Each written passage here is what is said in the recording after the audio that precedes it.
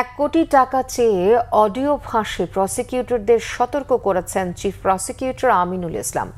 মঙ্গলবার chief প্রসিকিউটরের conference রুমে সকাল 9:30টায় শুরু হওয়া রুদ্ধদ্বার বৈঠক শেষে এই কথা জানান তিনি।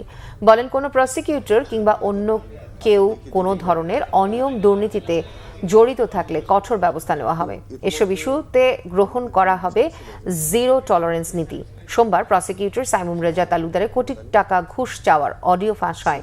তিনি চট্টগ্রামের রাউজানের সাবেক সংসদ সদস্য ফজলে করিম চৌধুরীকে খালাসের কথা বলে তার পরিবারের কাছে 1 কোটি টাকা ঘুষ চান। এদিকে একাধিক সাইবার বিশেষজ্ঞ বলেছেন, অডিওটি সদ্য পদত্যাগ করা প্রসিকিউটর সাইমুম রেজা তালুকদারের। ফজলে করিম চৌধুরীর খালাসের বিনিময়ে এই টাকার দাবি করেন তিনি। তাহলে তো অবশ্যই আমাদের ট্রাইব্যুনাল নিয়ে প্রশ্ন উঠে, আমাদের ইমেজ সংকট হয় এবং এটা তো সঙ্গত কারণেই যে এরকম প্রশ্ন উঠবে কেন।